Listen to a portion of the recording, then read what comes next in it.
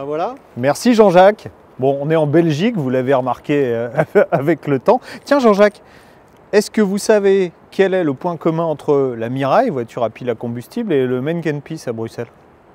Bah, ils émettent tous les deux de l'eau, non? Alors c'est un peu ça. Alors derrière, en fait, ils ont un petit robinet. Alors c'est pas le même, hein. Le Menkenpis est plus petit que celui-là d'ailleurs, je crois. Ouais. Et eh bien, ils émettent tous les deux de l'eau. Alors on va mettre ça à remplir. C'est même de l'eau potable, on la fera boire à quelqu'un de chez Toyota tout à l'heure. C'est l'intérêt de la voiture à pile à combustible, c'est qu'elle combine de l'oxygène et de l'hydrogène pour fabriquer de l'électricité, et le résidu, c'est de l'eau. On l'a tous fait à l'école d'ailleurs. Vous avez fait l'électrolyse de l'eau. On mettait, vous savez, dans un verre d'eau, deux électrodes sur une pile plate et on dégageait de l'oxygène et de l'hydrogène. C'est le carburant de l'avenir, il faut fabriquer d'abord, il faut fabriquer aussi les voitures. On va essayer cette Mirai, on va aller jusqu'en Hollande, on est fou, et puis on va faire le plein et on reviendra tout à l'heure.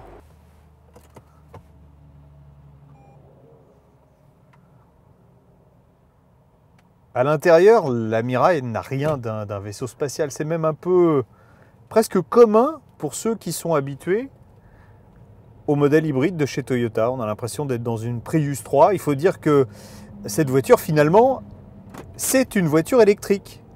On a simplement remplacé la grosse batterie par une pile à combustible, c'est-à-dire on a un générateur qui, à partir d'hydrogène et d'oxygène, va fabriquer l'électricité dans la voiture. Donc pas de spectre de la panne. Et tous les avantages de la voiture électrique, à commencer par, vous l'entendez, le silence de fonctionnement, la douceur de roulement.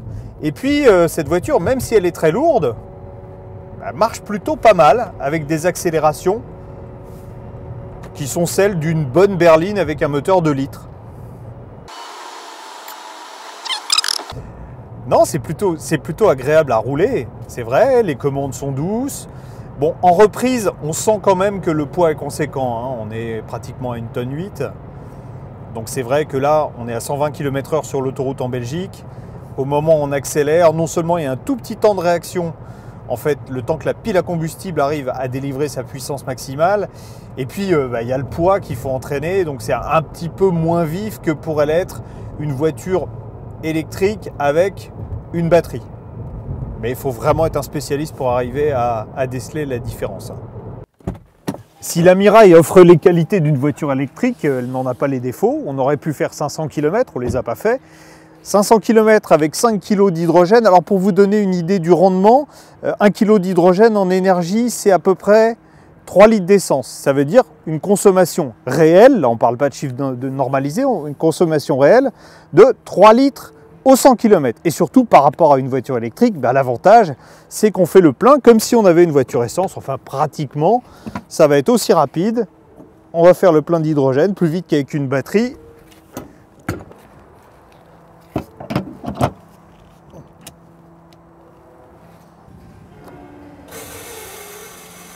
Là, on va mettre 5 kg d'hydrogène, c'est-à-dire un peu plus de 90 kWh d'énergie. Ça ne vous parle peut-être pas, mais c'est plus que dans une Tesla S électrique, sauf que ça va prendre moins de 4 minutes, alors qu'avec une Tesla S, même avec une borne de charge rapide, il faudrait 3 heures.